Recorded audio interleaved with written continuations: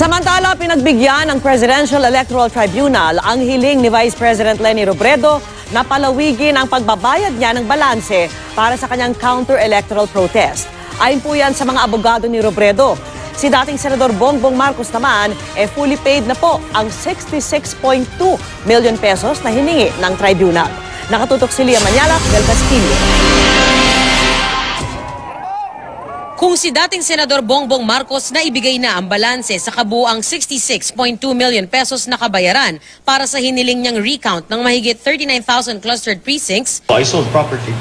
Si VP Leni Robredo may balanse pang 7.4 million pesos para sa 8,042 na clustered precincts na sakop ng kanyang electoral protest. Nakiusap kami sa mga mahistrado kung pwedeng payagan na huwag munang magbayad sa Biyernes dun sa remaining cash deposit at binigyan naman kami ng additional na panahon. Pumayag man daw ang Presidential Electoral Tribunal o PET sa extension ng July 14 deadline para sa pagbabayad ng balanse. Sabi ng abogado ni Robredo na si Attorney Romulo Macalintal, pinapaghain pa rin sila ng formal na motion kaugnay nito. Sa closed-door preliminary conference ng PET sa Korte Suprema kahapon, napagkasundo ang tig-tatlong probinsya ang uunahin ng bawat kampo sa pag-review ng mga balota. Camarines Sur, Iloilo at Negros Oriental ang kay Marcos, habang kay Robredo, Capiz, Sulu at North Cotabato. Kumpiyansa ang kampo ni Marcos na sa unang tatlong probinsya pa lang, posibleng matapos na ang recount at manalo na sila. Sa opisyal na resulta ng eleksyon 2016, nagtala si Robredo ng 14,418,817 votes. Si Marcos naman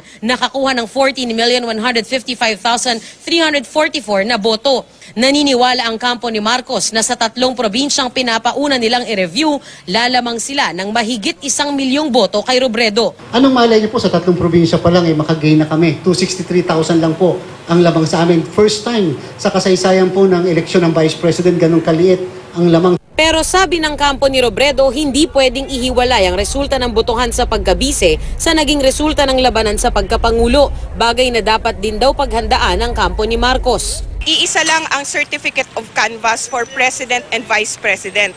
So kung sasabihin mong hindi totoo at hindi mo mapagkakatiwalaan ang Certificate of Canvass, di ibig sabihin, pati po ang Presidente, dinaya at mababakante ang posisyon. The Vice President has legitimately won the 2016 elections. Determinado po ang tunay na Vice President tapusin ang revision and manual recount na gagawin. Sa isang text message, sabi ni Attorney Romulo Macalintal, abogado ni VP Leni Robredo, kung manalo na si Marcos sa unang tatlong probinsya, saka na lang sila magbabayad.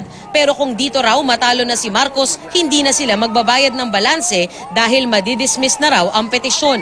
Pinalilimita rin ang PET sa tig-tatlong testigo lang, bawat clustered precinct para mapabilis ang recount.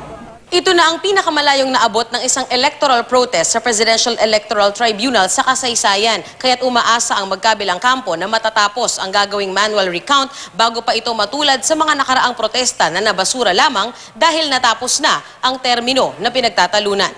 Lia Manyalak del Castillo, Nakatutok, 24 Oras.